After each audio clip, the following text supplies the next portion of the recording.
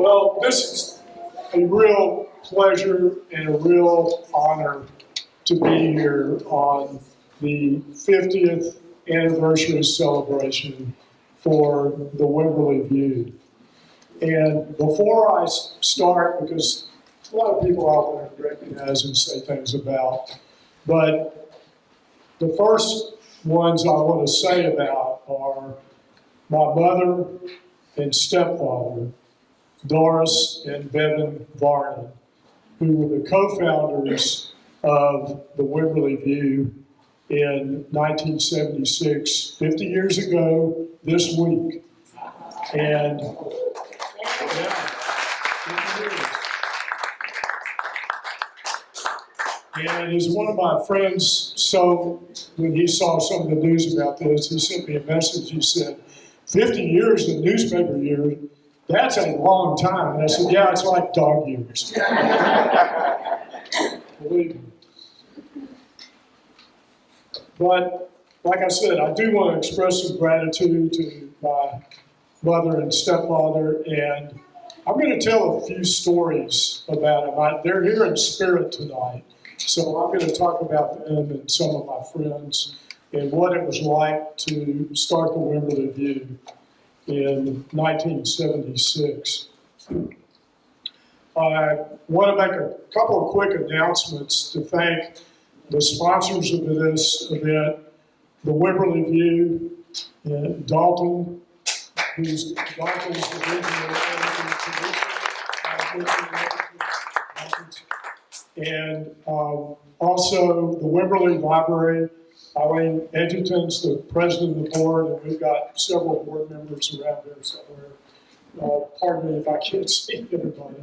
And then also the Wimberley Literary Salon, Chick Morgan, who is the president of the salon.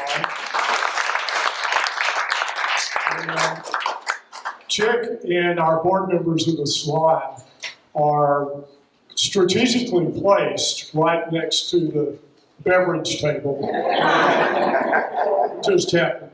But two things, if you haven't already done so this evening, or if you want to do it again, we have some notes, notepads that you can write down your own letter to the editor tonight.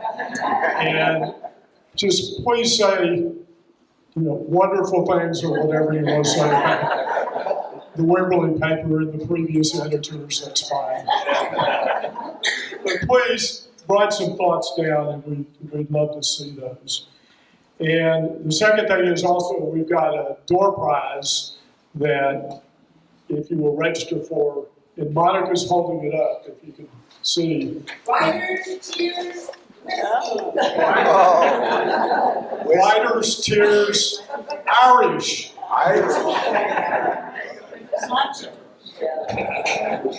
This is St. Patrick's Day week, but all right.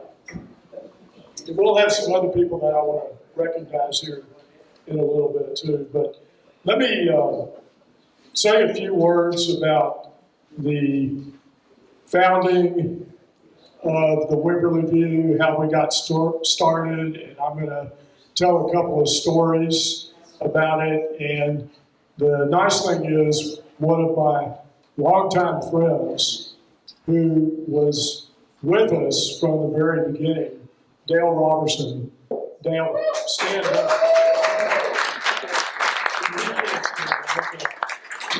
Dale was with me, and he'll either collaborate or just say he didn't know what he was talking about.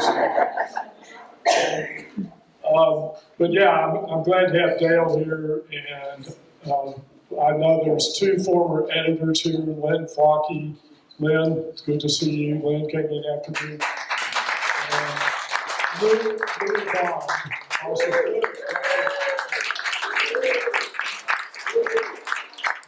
I'll introduce Dalton and Teresa in a little bit because they're going to be speakers after me this evening.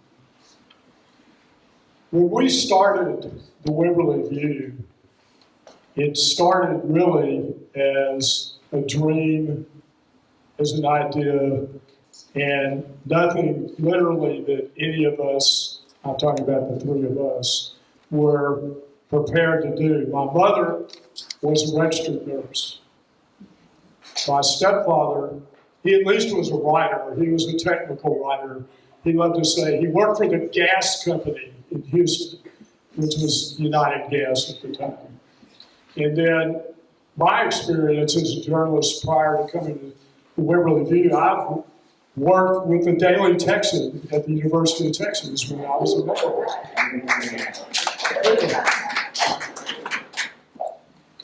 So one day, this is after I'd graduated, my stepfather, Bevan, calls me up and he says, I want you to come over here to Wimberley.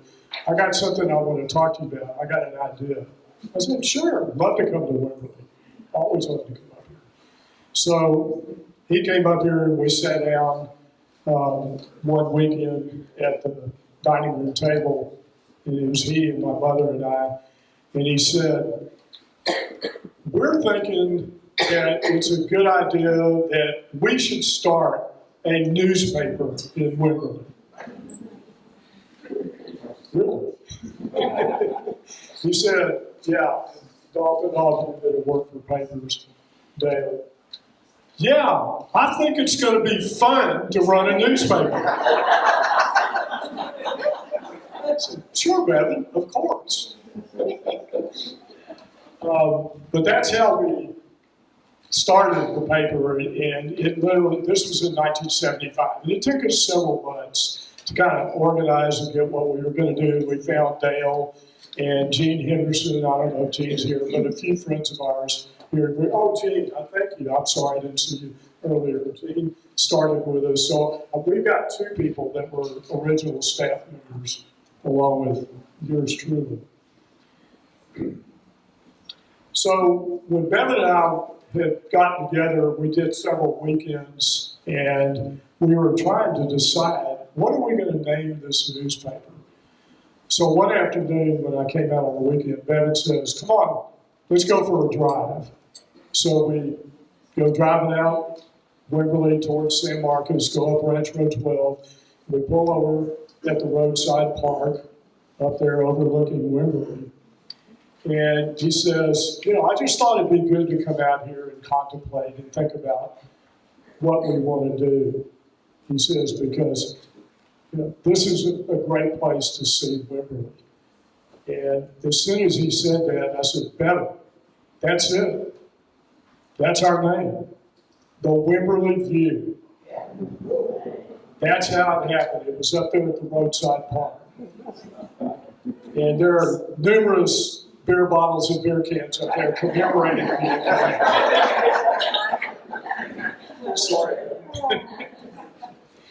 But that's how we came up with the name for the paper. And I'm just going to tell a few stories about this. I promised my wife, Brenda, said, I'm only going to tell a couple stories. She'll give me the time. So we printed the newspaper in Fredericksburg. And like I said, we started the third week of March. We specifically timed it to coincide, and here's a picture of the front page, with the opening of the Wimberley Bank, which is where Ozona Bank was, because it was a very important event in Wimberley at the time. The second thing was, I wanted the paper to come out on St. Patrick's Day. Makes sense, because, hey, it's going to be lucky. We're going to put it out on St. Patrick's Day. Everything's going to go right. So as I said earlier, in spite of Dale and Gene helping us out, we started putting the first edition of the newspaper together.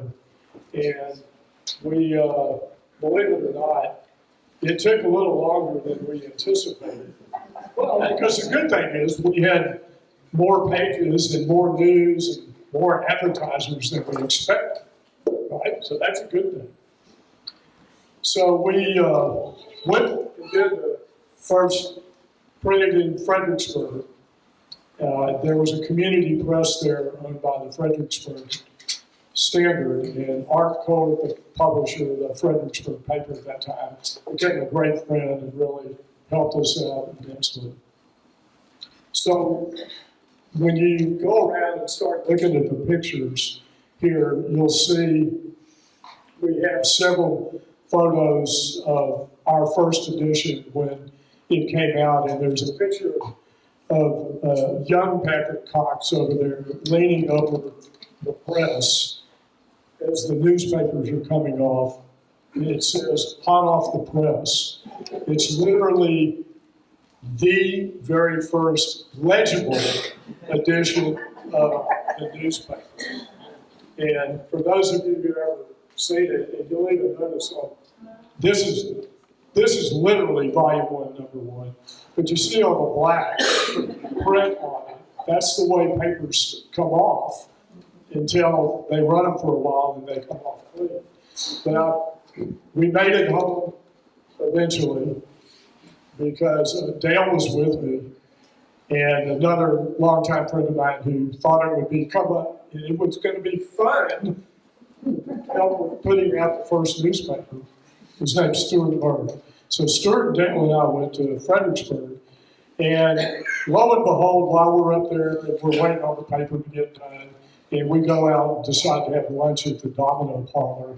And who should we run into but Hondo Crouch? Yes, the legend himself. And we became good friends with Hondo. But he sat down with us and had lunch, and Dale had a few beers with him. I didn't prompt it. And on the way back, once we got our papers, we got all the papers loaded in the truck. And from Fredericksburg, when we were going Wimberley Fredericksburg route, we drove through Lukenbach.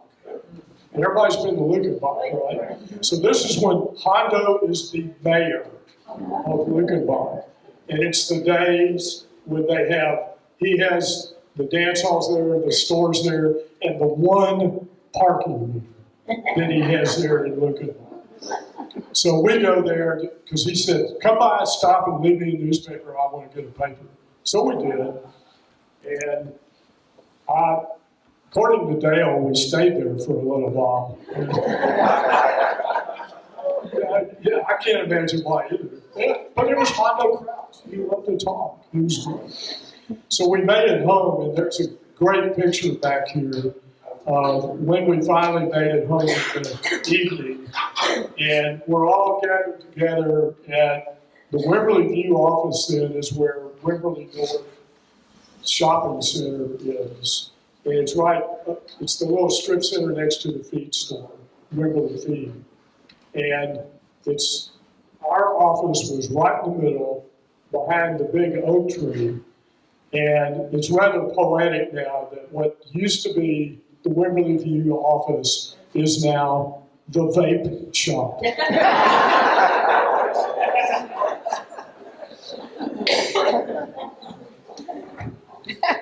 That's all right. I've seen other newspaper offices that turned into liquor stores. So anyway, we brought the paper back, had our picture made, and gave Evan the first paper. And he addressed this to me, and this has been one of my big treasures that I've had for years. And it says, what he wrote up here, to Pat, the beginning of the dream. First paper off the press, volume 1, number 1. Good luck to both of us, Bevan.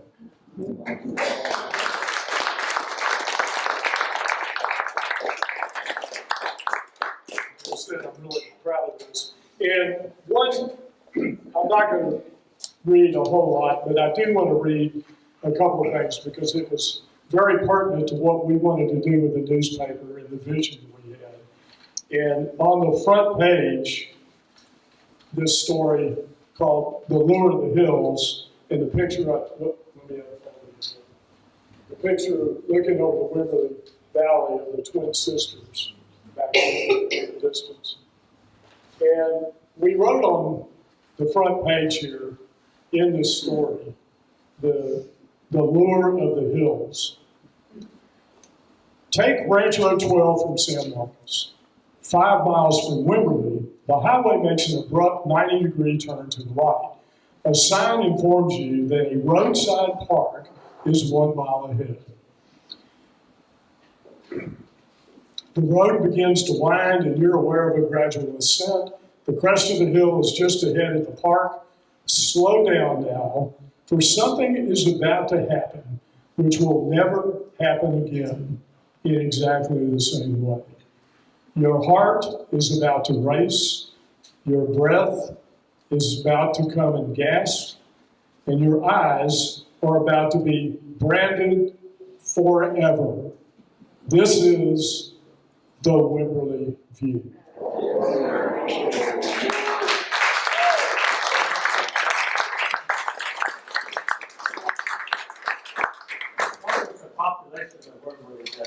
What was the population of Wimberley then in 1976? Nobody really knows because we weren't incorporated.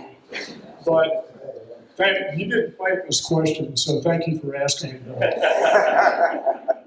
We were very fortunate. We guessed there were 1,000 full-time residents at the time. Maybe it was close to that. Within a couple of years, we had built our subscription base to nearly 3,000 subscribers. And it's because, like we said, the lure of the hills, and everyone here knows this. People love Wimberley. They love to come here and visit. People from Houston, surprise, surprise, and all over. And so we had a lot of out-of-town subscribers, people that own property here, people that wanted to come here, Bill. And so that really helped us expand the base and the circulation of our newspaper. And I'm happy to say, when you go around and look at some of the photos and the awards that we received. Oh, I think I put it right here. Yeah. This is a reproduction of the paper. We were members of the Texas Press Association.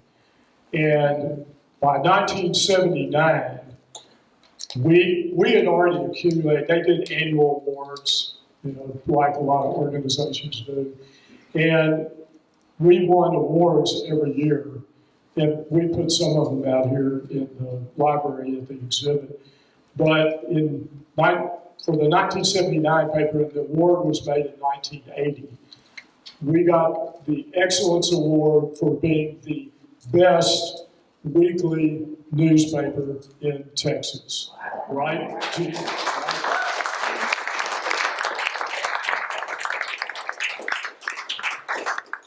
Not bad for 4 years, but I have to give credit to all the people who worked with us, all the people who supported us, and we had the business community, we had organizations, we had many organizations in town, and it was the same way back in the 1970s. And we had a lot of strong supporters, and we covered all the news.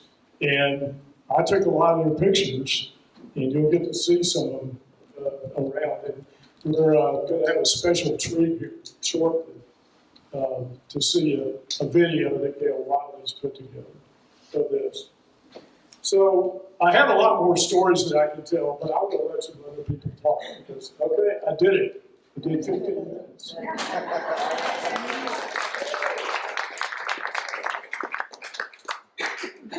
But somebody asked me a while ago, would you keep the bar open so we can come by later and hear more stories? Of course. It's still St. Patrick's. All right, a couple other friends I want to introduce here tonight. We have from the city of Wimberley, Mayor Bill Childs, and everyone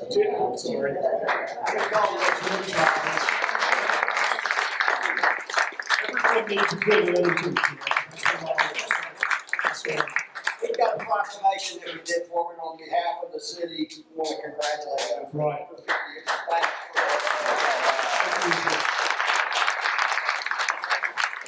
we can include the proclamation, Jim. It'll be in the exhibit that's over in the main part of the library. That's going to be open for the next 2 weeks. So that proclamation will be here. And we also have from the city of Wood Creek, the Honorable Jeff Rasco.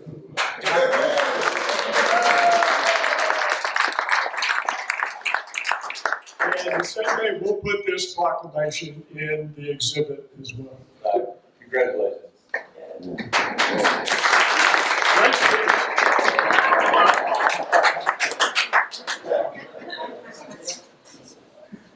All right. I'm going to pull my program out so I can stay in line here. We're going to have the regional editor of the Wimberley View and the Times regional group, correct? Close. Close? Like I said, Dalton, everybody needs a good editor. And then also Teresa Kendrick will come up and provide some information to us and do a few introductions as well. So please come up.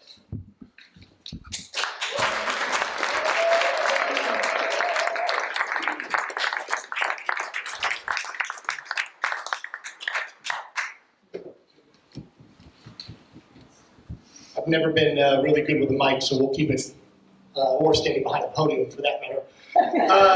Dalton Sweat, current regional editor, also general manager and editor of the Wimberley View, I believe for 9.5 years. I think I'm the longest tenured editor of the View in that time frame, or at least close to it.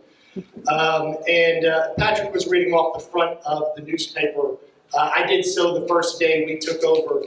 I believe it was 2013, 12, 13, 14, something like that. I remember I was told on a Friday, we're purchasing the Wimberley View and you're going to go run it for us. They gave me till Monday to redesign the front of the newspaper. Literally had spent a weekend coming up with, you can kind of see the new front that we had here. I believe it was Patrick who accused me of removing the deer. There used to be for decades a head-stitched deer in the corner of it that we didn't even have the file of if I had even wanted to keep it, although I think I was happy to be the one to put it down.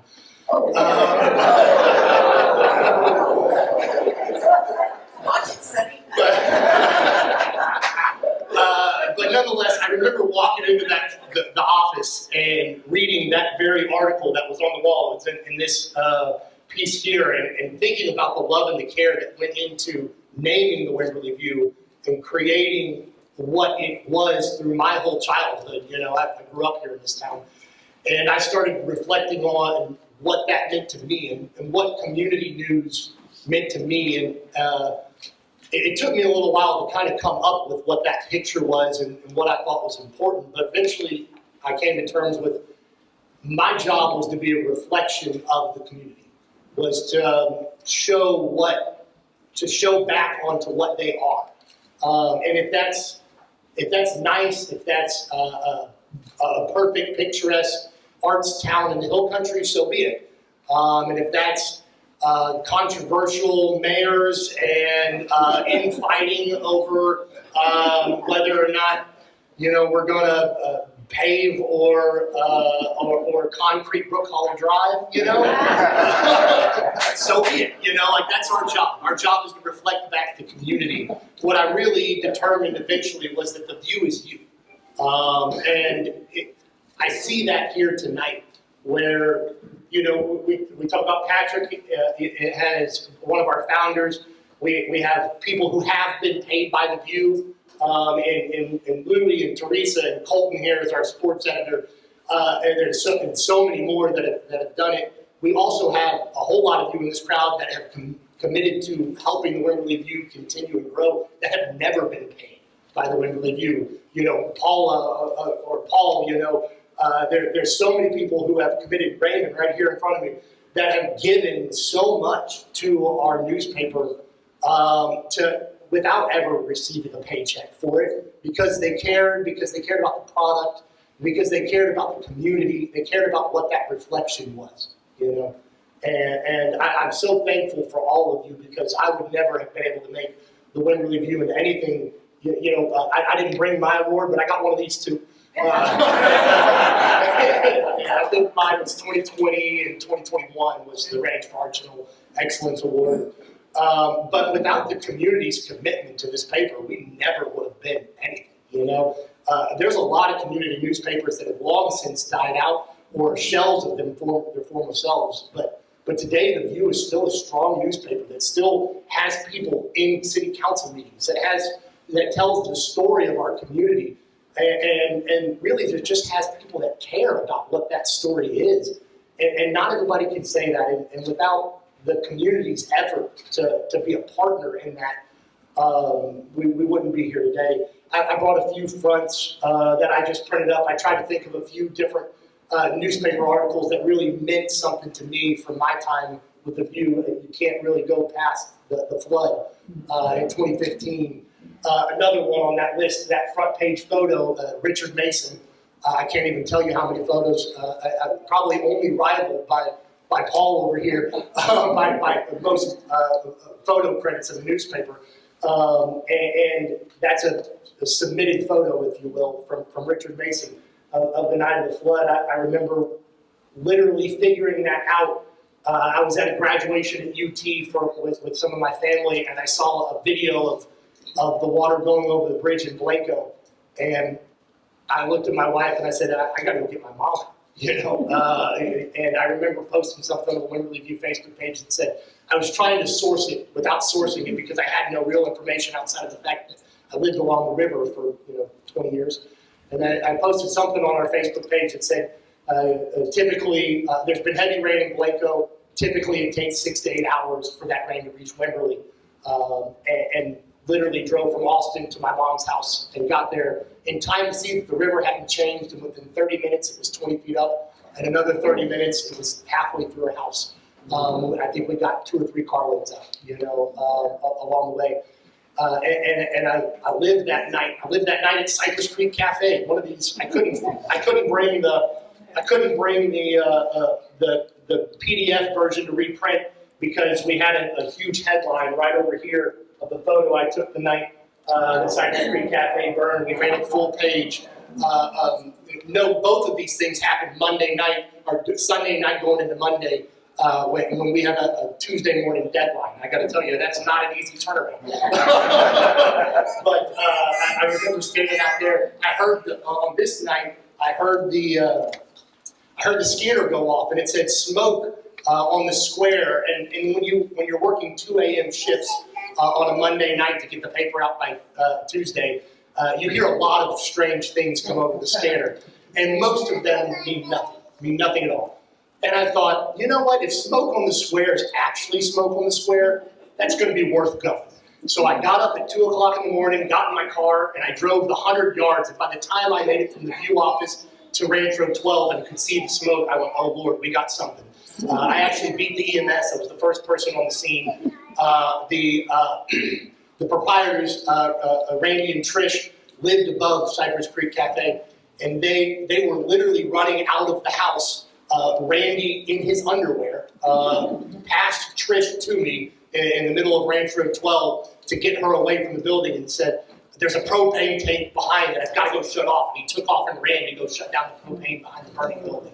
And we stood there that night. I remember when the backdraft hit and the windows upstairs exploded, literally exploded back out into the square. And I was standing next to Chief Sekas, and he said, we're changing to a defensive fire.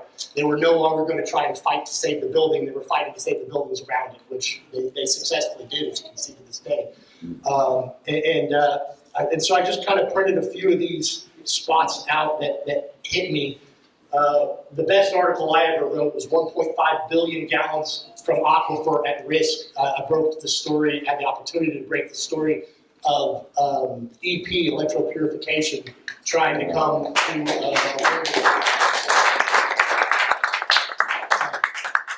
a decade later, that company withdrew. And it was not simple or easy. It was a long fight from a lot of people.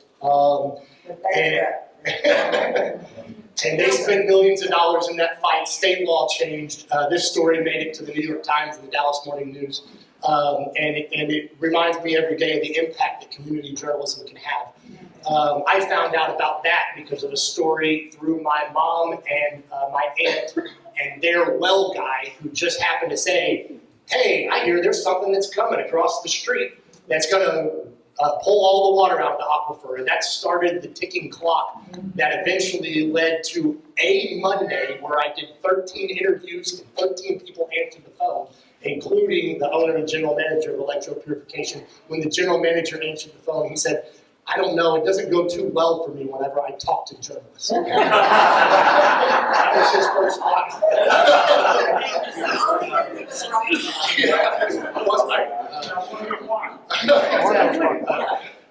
But that's the article that I'm still most proud of. I won a statewide award for that news article.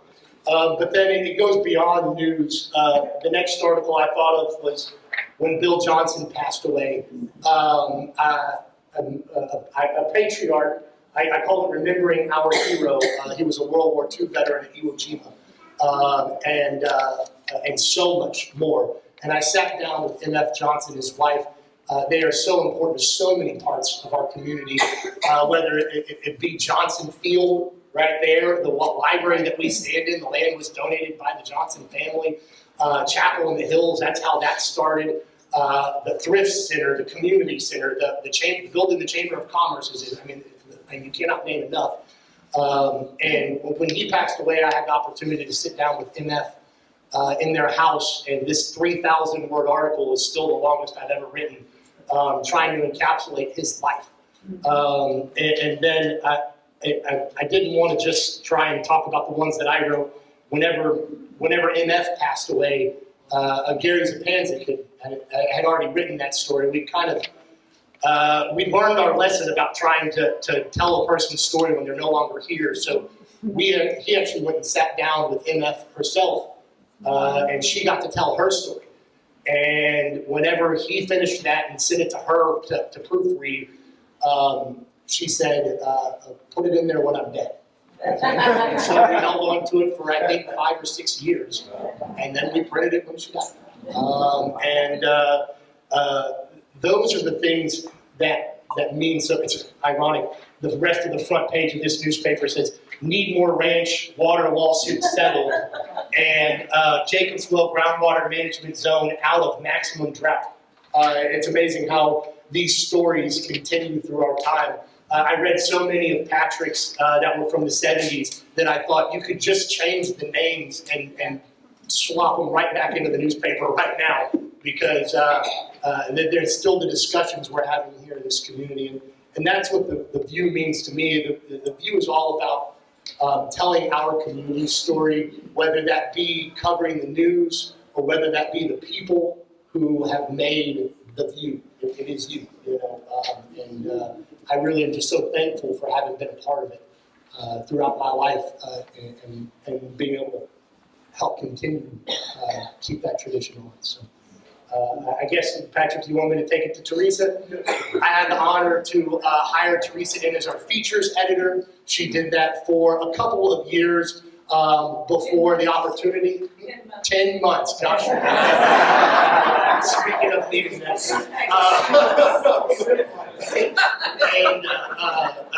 And like Colton here in front of us, Colton is our sports editor here today. He works for the Daily Record and also covers the Wimberley View. He's one of the most proud moments that I have in this newspaper, because he started as an inserter at our print shop whenever he was in college and was just trying to get a foot in the door. We brought him along as a freelance sports writer, and then when a full-time job opened up, actually right before Teresa, as a features editor, we brought him in to write features. That was replacing Gary Zapanzik in the back. We grew him up through it, and then he's just taken it on as one of the best sports editors that the San Marcos Daily Record's ever had in 115 years.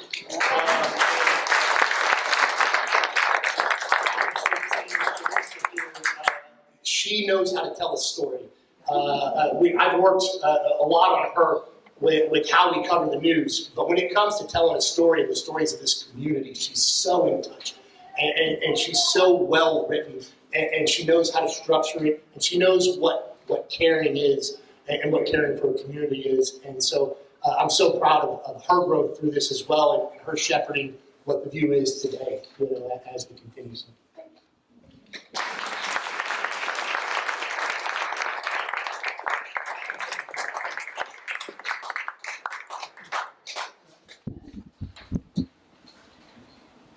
Well, can you hear me okay? Yes. Okay.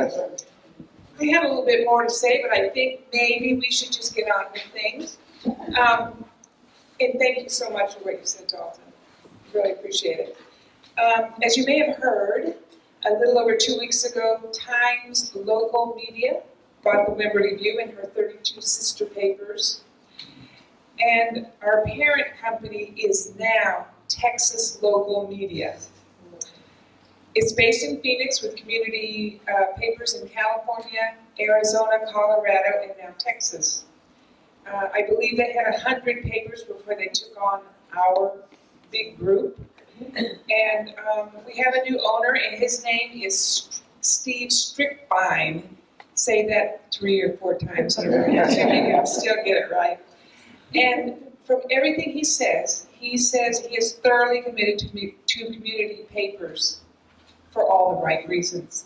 And so I hope that's right. And we are very hopeful. We've already seen some very positive things since being joined up with them. I would like to say one little thing before we get on to it.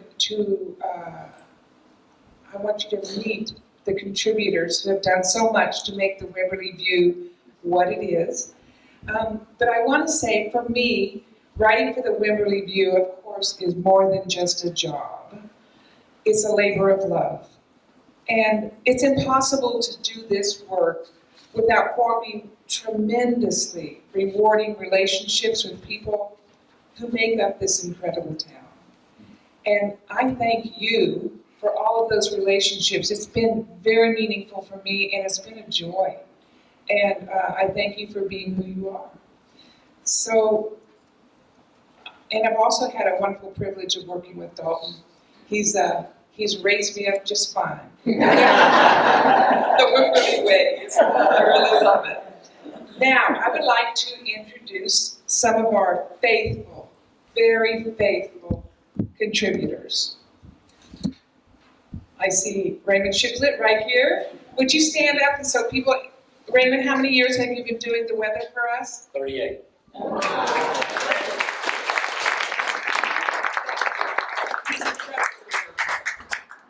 Colton, would you stand up so everyone can see? This is our sports editor.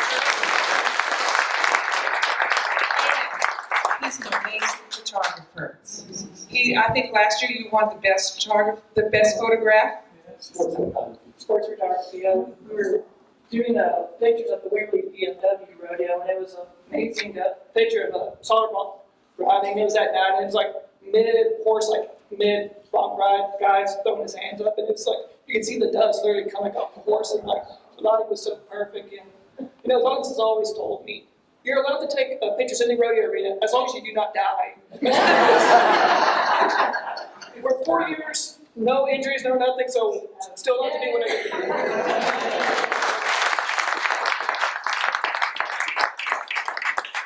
I'd also like to introduce our humor writer. Susan, are you here? Stand up and come on. Stand up.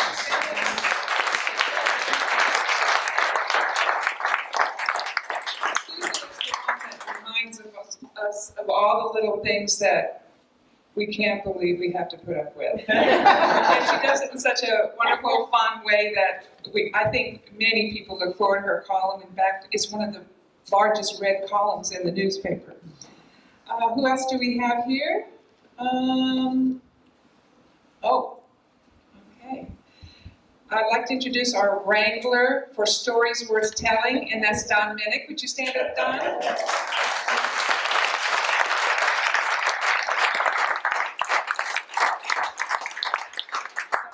Don Don is really a pleasure to work with because he's so organized. He sends me 5 columns in a row, and by golly, they're all just ready to go. Thank you, Don. It was his idea to create a column that from different writers in the area, and I think he's just curated a really great selection. Okay, did I miss anybody? I think that's it. Thank you all for being here, and I really appreciate the interest in that you've shown us tonight. We really appreciate you being here. Thank you.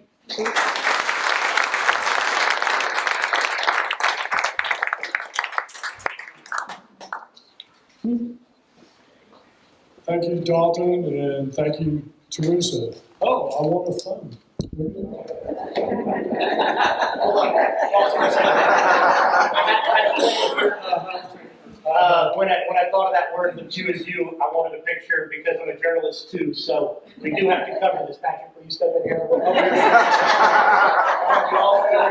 I'll let it There we go. That's what I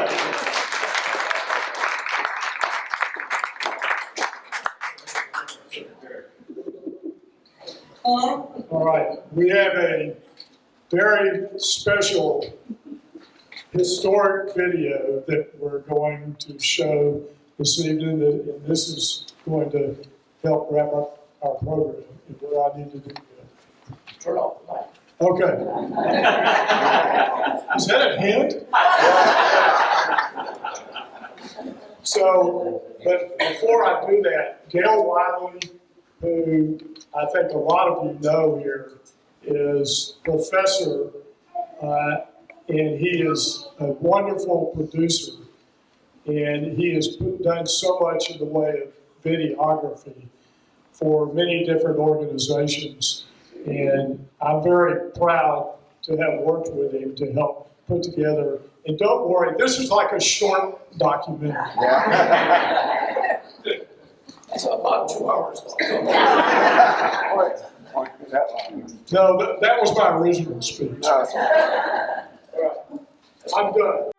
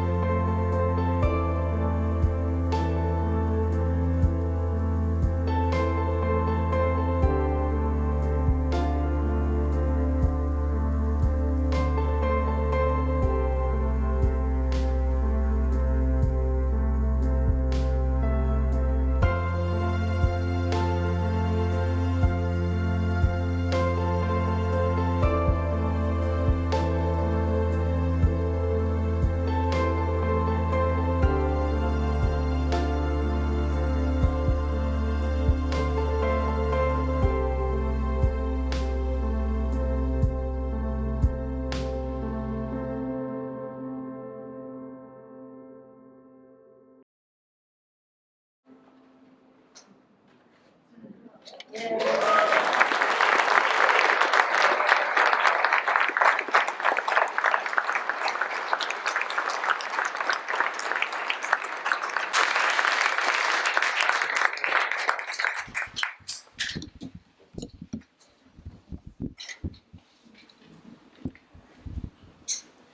enjoyed all of the things I did with the newspaper, the writing, the production, but taking the photographs of people in town, as you can see, children, people of all ages, capturing the life and the element of our community.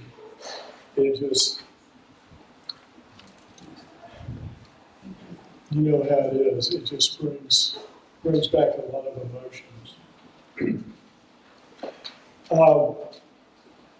We put the last slide up of the 20-year anniversary review because my mother and stepfather were both alive then, and Linda Allen did that story. And I wanted to close with this picture, this edition of the 40-year anniversary of the Wimberley View. And this young guy, this young promising editor by the name of Dalton Sweat, wrote this story in 2016. And Dalton, you may not remember this, but when we did the 40th anniversary story, I told him, I can't wait to see you and get together for the 50th anniversary celebration.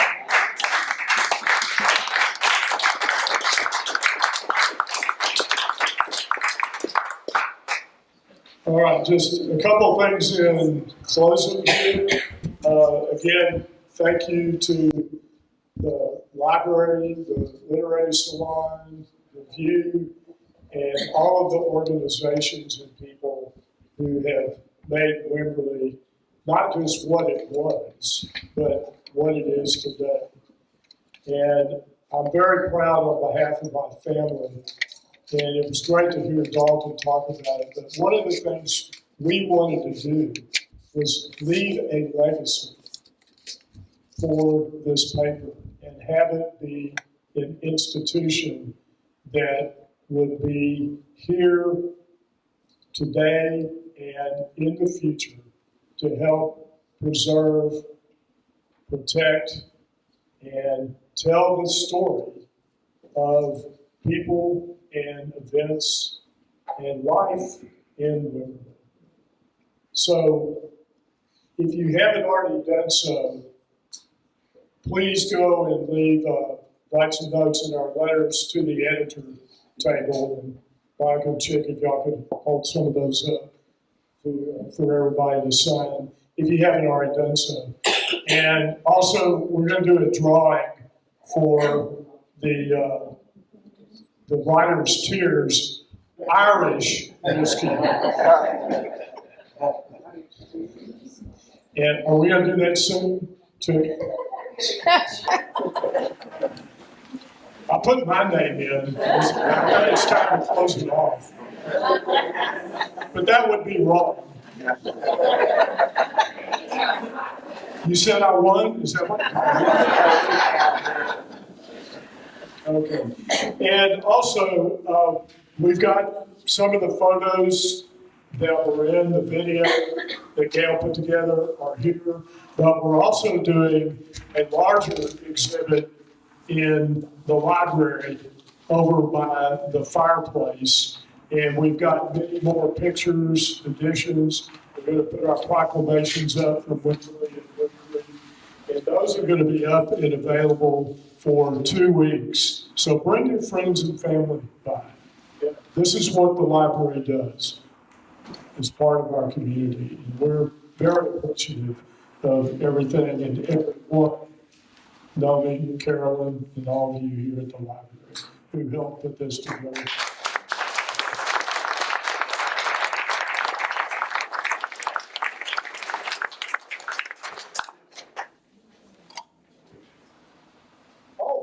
you're right, I didn't do, thank you. Teresa said one thing I forgot to mention. The archives of the Wimberley View, which are all the papers going back to volume 1, number 1, that were here in Wimberley at the Wimberley View office. And thanks to Dalton and Teresa, the Wimberley View archives, this history for the last 50 years, are all going to WIC, the Wimberley Institute of Culture. WIC is, so WIC will have this, an important, an essential part, in my mind, part of our history here. And when we conclude this and all the exhibit, I'm donating all my photo collection. What you're seeing here on the exhibit is just a little bit of the thousands of photos that I've got. It's all going to WIC. So it's all here for the community to enjoy. So we have food and beverages left. Thank you all for coming. Happy 50th anniversary.